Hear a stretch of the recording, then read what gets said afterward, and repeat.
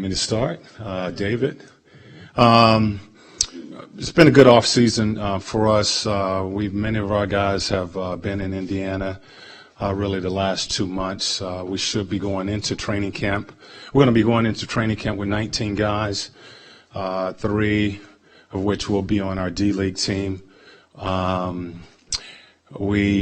will be healthy going in except for Miles. Miles last week in a scrimmage had a concussion, and he is now in the NBA protocol. Should be ready in a couple of days. I talked with him this morning. Feels really good, but he has to go through the NBA protocol to get himself back on the floor. Yes. Yes, Miles. It did. Last week, our guys were playing 5-on-5. I think he had someone accidentally hit him with the elbow on his head and felt a little dizzy. Went to the doctors, and they put him in the NBA protocol.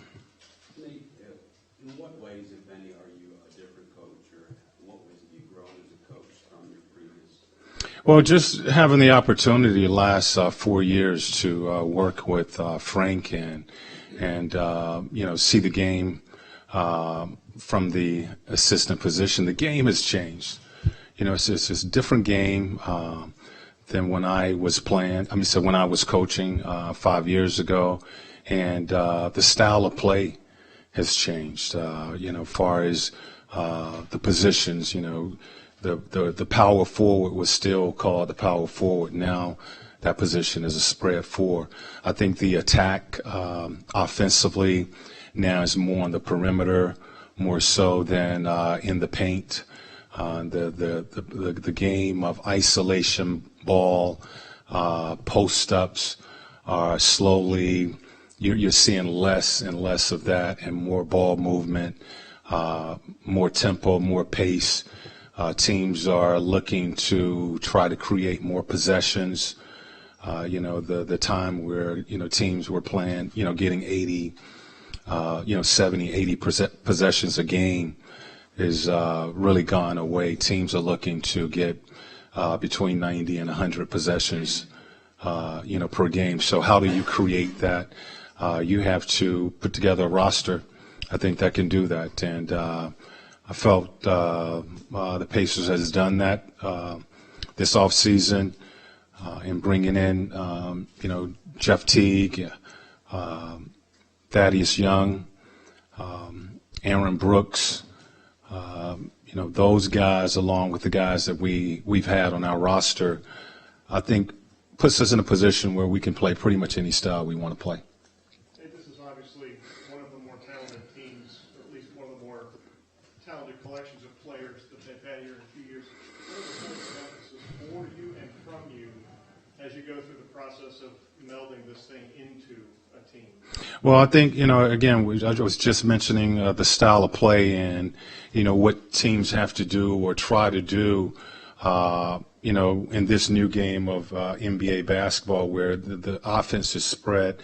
Guys are playing less minutes than they used to play. Monte Ellis, I remember coaching against him when he was in Golden State. That guy would play 48 minutes. Now guys are averaging between, stars are averaging between 25 and 35 minutes. So if you're going to play that pace and you're going to, ask your guys to, play at that tempo, you're going to need depth. We have added that. In adding that depth, there could be some issues with guys who are accustomed to playing a lot of minutes. So it has to be, our guys have to understand that we have changed, or we're going to change our style of play, how we want to play in order to compete against these teams that have already changed their style of play. There's going to need to be some sacrifice made with some of our guys. The style of play that we want to play, a lot more ball movement, sharing the ball, which some guys can get lost in situations like that. We have a lot of guys who can score the ball. They want touches, But when you are allowing your team the freedom to play and play the game and learn to play the game together, sometimes guys can get lost and look to, talk about touches. Our guys have to commit to, running and playing faster is it's not easy. And we're going to have to commit to that style of play. Coach Paul George coming off winning the gold medal, and you talked to him last week. Seems to have a very determined mindset. Have you seen a difference in him at all since he's come back from the Olympics? I've talked to him a few times, and I've spent 7 years with the Olympic team, and all those guys during that time when they played for that team, we saw them mature and have good seasons the year after playing in the Olympics. And one of the things I talked to Paul about before he went to the Olympics was that opportunity. I think it will help you grow. You have a firsthand look at how your peers are, what they do, how they train, how they prepare themselves, and I feel that he has matured. With some of his conversations, we've been in conversation throughout the summer with all the changes that has been made with our roster and things that we want to do. I feel that he has matured. We talked about the leadership role and understanding, what is required of that. And is that something that he feels he wants that role? And he does. And, so examples are going to need to be set by Paul, both on and off the floor, and how we go about doing things. I'll be constantly, having conversations with Paul, not only Paul, but our players on where we are, where we want to go, and how we want to get there. Will you ease his workload at all? He mentioned in Rio, he said, I hope Nate and Larry take it easy on me. I know. I talk with our trainers. I talk with Paul, and I think he's okay. We're going to watch all of our guys. There will be a conditioning test tomorrow, and I talked to Paul about, really he doesn't have to run that test. That test is really for, to send a message to your team that you can't, sit on the sofa all summer long and come in here and pass that test. But he has chose to run it. And I think that's a good sign, that he understands it is important to us. That first day, of course, he wants to set an example. And I've talked to the trainers as far as, where Paul is at and what we need to do with him, and no restrictions on, sitting him out or holding him out of anything. What is that conditioning test consist of? It'll be, it's based on time, positions. Each player will have to run 4 down and backs 5 times with a 2-minute rest in between. And guards have to make it in 60.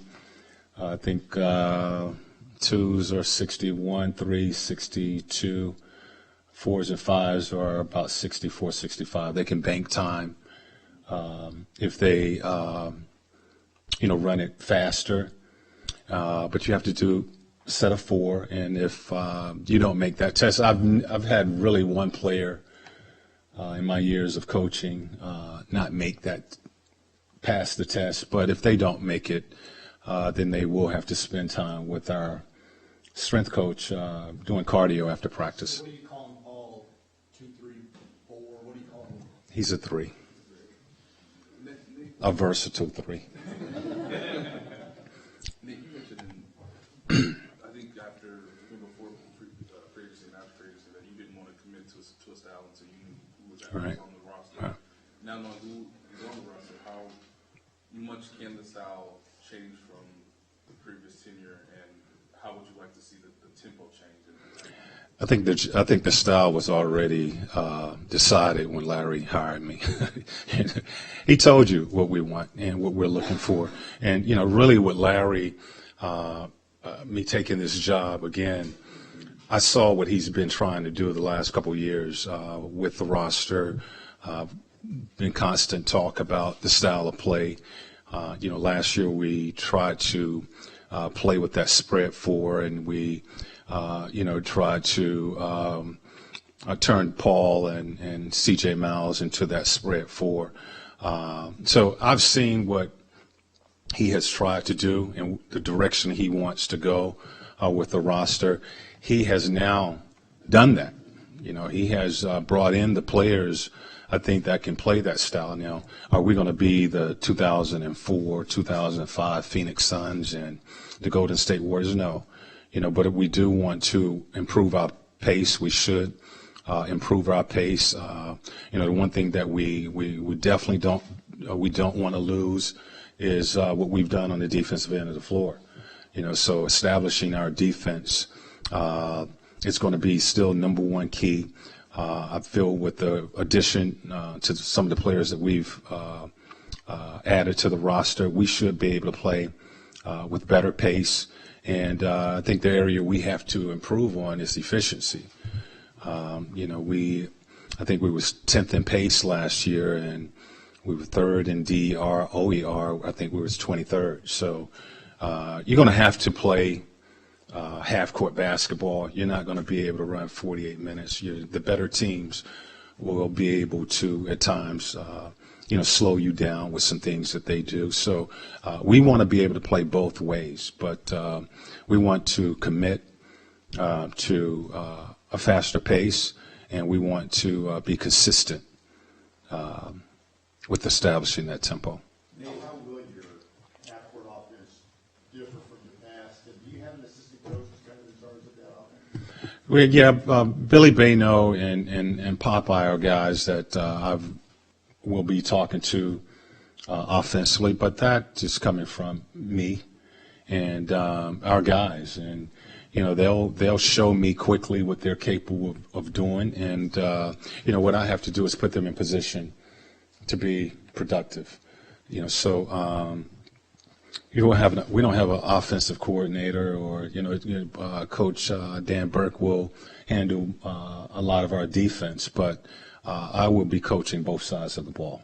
Will you still be able to play with pace with your second unit, assuming that Al Jefferson? We want to, yes. I think with that group, you got Aaron and Stuckey and C.J. Miles, and that four. We're trying. We'll decide on who that backup four might be. If it's Thaddeus Young, where we work with the rotation to get him back in the game, or if we have two bigs out there, such as Lavoy Allen and Al Jefferson. So, yes, we will try to run with that second group, knowing that if we don't have anything early, we can play late with that big guy. But we will take advantage of his ability to score in that low post, and second-line defenders trying to guard Al Jefferson, who's pretty dominant in the post. So we will look to take advantage of that. Nate,